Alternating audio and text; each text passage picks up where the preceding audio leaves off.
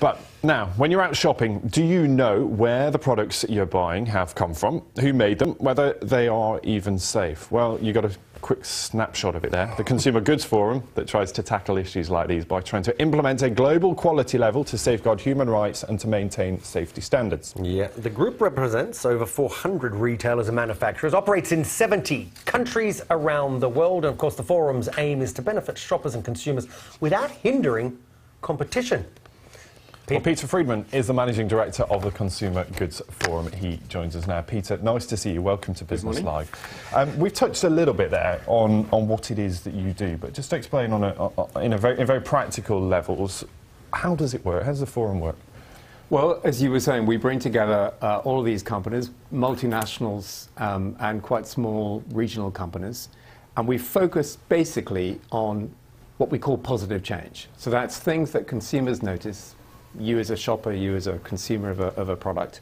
And we try and make sure that the supply chain in every respect is sustainable. We also work on things like health and wellness. So we're worried about people's health, and we're trying to work and help multinationals again work together to help people live healthier lives. I'm just wondering, because I was going to ask you, is it difficult dealing in 70 countries, trying to get them all on a sort of an even keel, on an even platform, and dealing with 70 different cultures and societies? But you just throw another element in, which makes me want to ask, is it difficult when you're dealing with all those different sizes, from the small to the big? Sometimes the big can say it's easy for us to change, the small say we don't have the money, or vice versa, right? That's some challenge. It is tricky, and we're led by a board. So I have a board. Most companies have boards of 10 or 15 people. I have a board of 50 people. Oh, wow. And each of them is a chief executive. So some of them are big companies, very big companies like Walmart and Unilever and Procter & Gamble and L'Oreal and so on. And others are really much smaller companies, like quite small retailers from individual companies. So in that board, you get the leadership. First of all, you get the leadership from the chief executive, which is really important. Often the chief executives want to do more good in the world than some of the folk lower down. So it's really important to have the CEOs around the table. And then you do get the smaller companies and the bigger companies blended together. And you know what? If the bigger companies lead because they have more capabilities, that's just great. We want to drive positive change. So. Well, on that issue aside, I mean, just looking at some of the statistics here, the forum combined sales of the organisations you work with of €2.5 trillion, employing nearly 10 million people. I mean, how do you affect change on that sort of scale? I imagine you have to work with each individual organisation to then come to a sum of change. But how, on a day-to-day basis, do you actually get the biggest firms to listen to what you're saying? You know, they typically listen because they know it's the right thing to do. Right. When you have a conversation that's running a little bit difficult, you're not quite sure what to do, you just say, what would the consumer want you to do? And it sounds very trite, very hokey, but actually it's pretty damned obvious. How does that relate to their bottom line, though? Because I imagine with all the best will in the world, organisations say we want to provide the best thing for our customers, but if it's going to affect their profits or the return to shareholders or where they can operate or what standards they, the costs that they would need to implement to get something up to a new standard, that must be a tough decision. It is for some. For some areas like safe food, I mean, we all want safe food, we know when it's not safe, that's very easy.